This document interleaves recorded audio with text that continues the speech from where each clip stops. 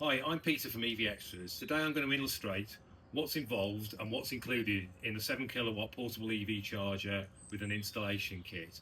Would emphasise from the beginning, this is very general advice. You do need an electrician, someone electrically qualified to install CE Socket. With the kit, you get the charger itself. This is a 7 kilowatt charger with a CE plug on it. 7 kilowatts is the same as most other home chargers you find in the UK. It will take up to 7 kilowatts. If you put it on a 2 kilowatt supply, you'll just get 2 kilowatts. So it will take whatever you give it up to 7 kilowatts. We have the CE socket itself. For extra safety, we built in an isolator. We have the glands that go into the socket and into the distribution board. And in with the kit, we have 15 meters of 3-core SWA steel wide armored cable with the clips to clip it in.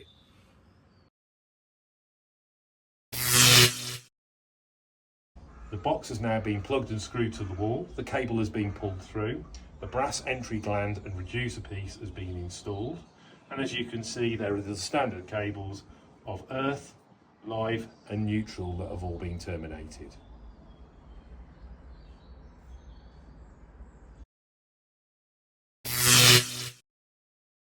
We have the cable that comes from the back of the CE socket. It's a 15 metre cable and that is included in the installation kit. 15 metres of steel wire armour cable, 6mm 3-core. If you need less, you just cut it down. If you need more, it would be wise to either put a junction box in or buy the cable separately. As you can see, it's neatly clipped here and then it goes up the wall and then along the rafter all the way along and then into the distribution box. So the 15 metres of cable is required. It's the distance between the distribution box and the CE socket that we've just seen. As it comes into the distribution box, you can see the brass gland that enters into the distribution box. Everything in the installation kit that you require is to up to this point. Unfortunately, distribution consumer units, they are all different. So we do not supply that element of it and you need a qualified electrician to connect it. In very simple terms, you need at least a 32 amp RCBO.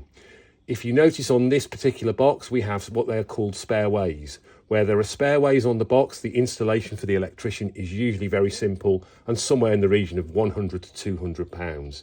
If you do not have any spare ways, all is not lost. You can connect a secondary supplemental box with something called Henley blocks, and that will sit alongside somewhere your existing box, and the RCBO will sit in that and the connection for the EV.